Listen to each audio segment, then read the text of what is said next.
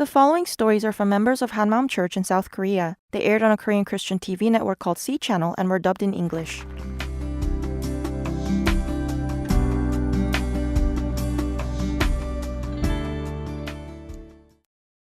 Hello, my name is Yeon-Sook Kim from Hanmaum Church in Chuncheon. I went through the pain of divorce and remarried. When people divorce, the mother usually raises the children, but in my case, it was different. I missed my kids and felt guilty about leaving them behind. I also had to carry the burdens of being a stepmother to my second husband's children. But after I met the risen Jesus, I could live a life of joy and freedom.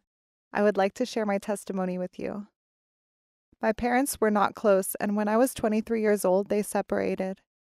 They divorced a few years later. I had to be the breadwinner for my family. My entire paycheck went to them, so I had no savings by the time I was 30 years old. I had no money, and I wasn't young anymore. I thought, would I be able to marry? This worry flooded me like a tidal wave. Then one day, my brother's friend introduced me to the youngest son of a rich landowner. I thought I would be able to live more comfortably if I got married, so we married just 3 months after we met. But it turned out that all he had was land. Actually, his land was a restricted property that couldn't be bought or sold, so all we could do was farm there. I didn't even want to think about doing the difficult farm labor. I was afraid that my parents-in-law might ask us to live with them so we could help with their farm work. So I kept a distance from them and never did more than the bare essential duties of a daughter-in-law. My husband liked his friends more than his family. We were so different, and we fought often because I couldn't understand or accept him as he was. My husband settled himself down after we had a baby, but he couldn't bring home a consistent paycheck, and we struggled to make ends meet. Also, I had a very hard time refusing people if they asked me for help. Once I co-signed a friend's loan, and she was late in her payments starting from the very first month. As the co-signer, I got a string of calls from the debt collectors. The calls wouldn't stop, and they gave me lots of stress and exhausted me. The year my second child turned 1 year old, my husband had to pay a $5,000 fine for drinking and driving. Since we didn't have the money, we had to move to a smaller place to live in order to pay the fine. Then my friend asked me for $3,000 and promised she would pay me back in a week. But she kept putting off paying me back the money, and in the end, I lost both the money and my friend. Maybe my husband was really disappointed in me for what happened, because he hardly ever came home for over a year and neglected his family as he wandered in life. I resented my husband for that, and I blamed him for leaving me with all our burdens while he did whatever he wanted. One day I fought with my husband so badly that my mother had to come see us. But we didn't stop fighting even in front of my mother. After she watched us fight, she said, "Either you live in this house like a ghost with a grudge for the rest of your life, or you come home with me." The circumstances were too hard for me to bear, so I blindly took this chance and left my kids and my husband behind to follow my mother to her place. I stayed there and didn't come home. I held out as if I was holding a protest. Then we finally got divorced. It was 8 years after we'd gotten married. While all of this was happening, I met my current husband at work. He was a good listener, and we could understand each other well. I decided to marry him, and I came to care for his 2 kids. Maybe it was because they missed their real mom, but my husband's kids couldn't get close to me. No matter how hard I tried, it felt like there was an invisible wall, and this gave me a very hard time. I found out that it was not easy for strangers to come together and become a family. Whenever I ran into a problem with the kids, I would discuss it with my husband before I did anything because I didn't want them to think I was treating them unfairly since I wasn't their real mom. But the kids thought I was telling on them to their father. The kids didn't call me mom. Instead, they called me ma'am. My husband thought time would naturally help us become closer, but as time passed and there was no progress, I felt upset. I was raising somebody else's children and I couldn't even be called mom. I wondered why I deserved to live like this. The kids finally began to call me mom after puberty. Later on, my stepdaughter told me that they had felt too guilty to call me mom when they thought of their real mother, and it broke my heart when I imagined how the kids must have carried a heartache just as painful as the adults. Because the children missed their real mother, I let them stay with her during their summer breaks.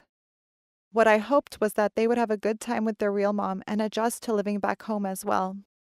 But the problem was that I would get angry when I saw the food and the fruit that their mom had sent with them.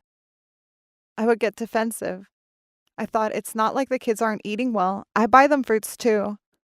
I felt hurt because I thought she was doubting me. I had been considerate of her and the kids. That was why I had sent them to stay with her.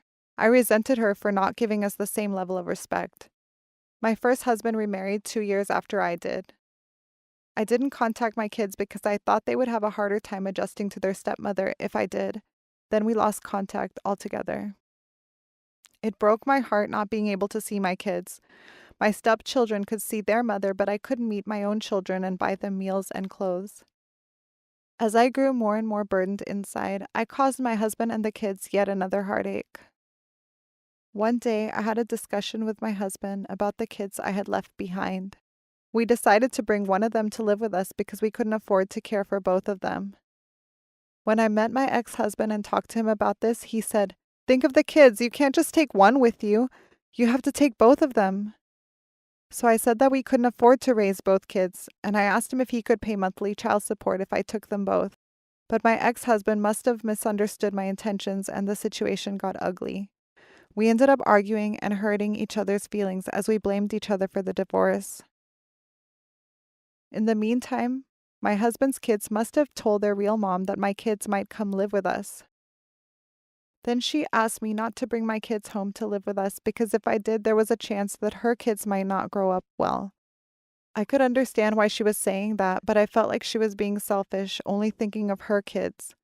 I was so hurt by this that I spent many days in tears. At the time, my stepdaughter was attending church.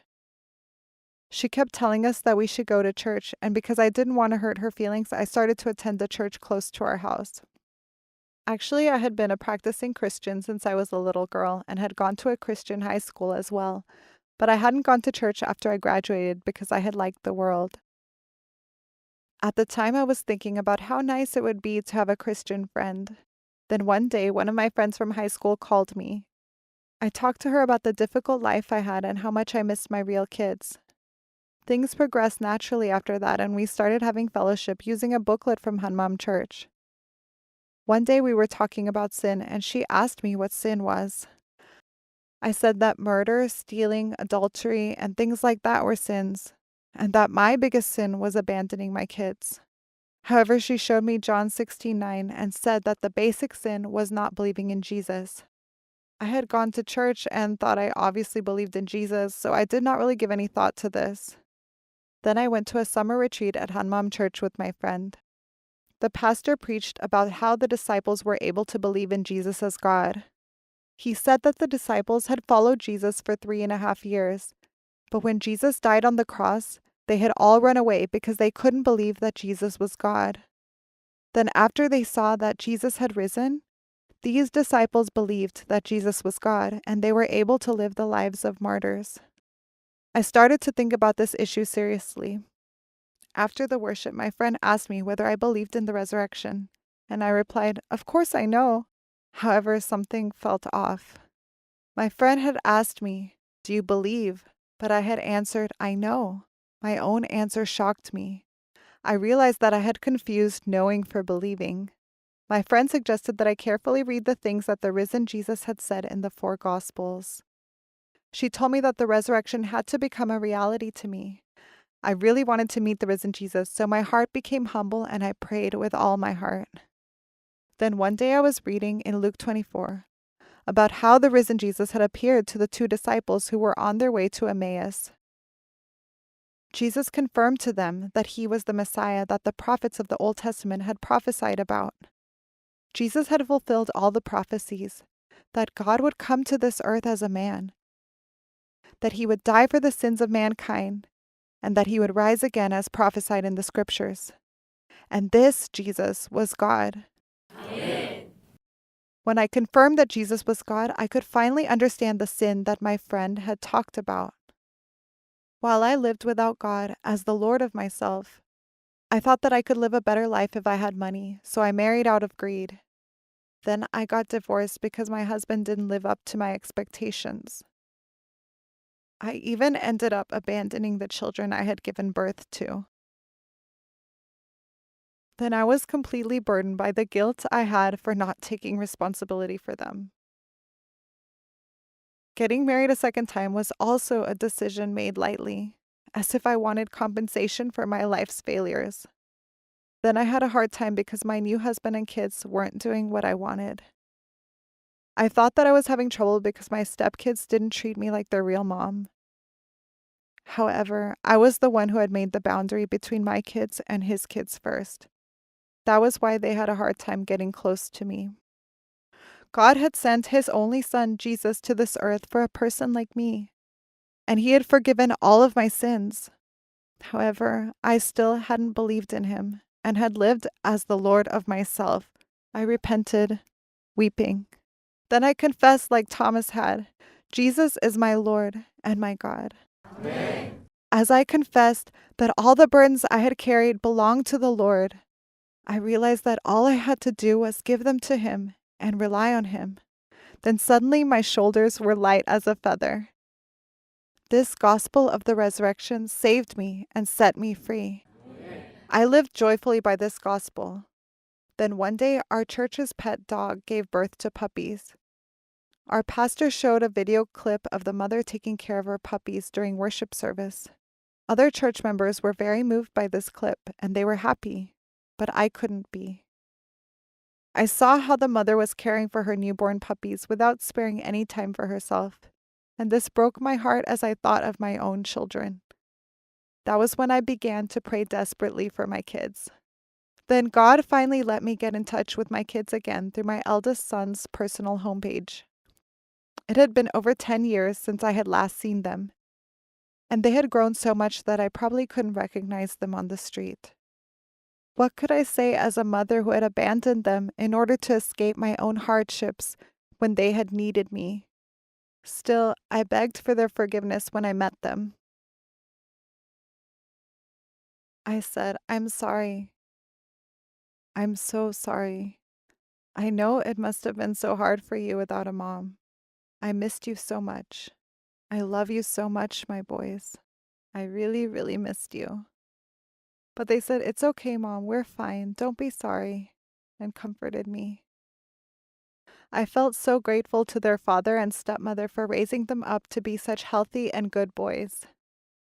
The oldest one is currently serving in the military, and the younger one is a senior in high school.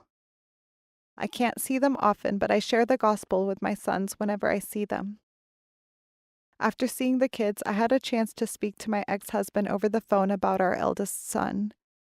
I really wanted to admit my past wrongdoings and apologize to him. So I told him, thank you for raising our boys so well. I was selfish for leaving and neglecting our kids. Then he said that I didn't need to apologize and that he was sorry too.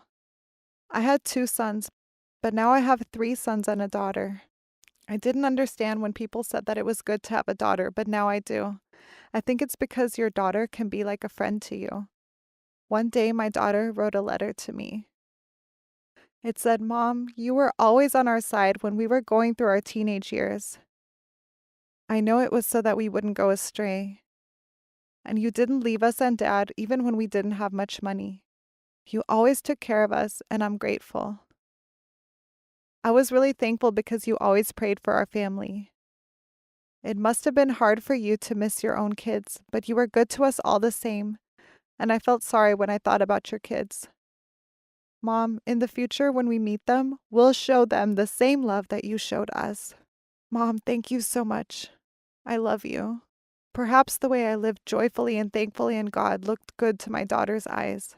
I thanked God so much for giving me a daughter who could be a friend to her mom and understand her heart. My stepkids lived with us when they were young, but they lived apart from us when they became university students. After they finished high school, I told the kids that they could choose to live wherever they wanted because they were adults now. But they said they wanted to live with their real mom. I was a bit hurt to hear that, but parents don't own their children. They weren't my property to do as I pleased. I was only sorry for not treating them better in the past when we lived together. After I believed in Jesus, I realized how difficult it must have been for their real mom. So I am praying continuously for their real mother to meet the risen Jesus so that she could live as joyfully and freely as I am now. My stepkids grew up and they are now thinking of marriage. I remembered what a hard time I had at my own wedding because my parents were divorced and my father did not come to my wedding. One day I thought of the possibility that I might not get invited to any of my children's weddings. But I realized that who's at the wedding wasn't important. The most important thing was to have God at the wedding, and that was what I came to hope for. I really want my 4 children to meet the risen Lord and have blessed families. One day, a lady came to our small church who had a situation similar to mine. She was divorced and about to remarry. I could understand how she felt and how the Lord felt towards her, and God poured a heart for her into me. My small church members and I embraced her with God's love and had fellowship with her, and we served her so that she could only gaze upon the Lord. Then she also met the risen Jesus, and all the hurt and pain in her life became resolved. Now she has a happy family whom she raises with faith in the Lord. Amen. If I hadn't met the risen Jesus, I could never have overcome my feelings of guilt towards my children and the conflicts within my new family. But through Jesus, I could put down the heavy and painful burdens of life, and now I live a life of joy and thankfulness. I hope to be a pathway to Jesus for my 4 children, whom God has entrusted to me. Thank you. If you'd like to see more stories about how the gospel changed lives, visit us at facebook.com/HMUOnlyJesus or Google us at HMU Only Jesus.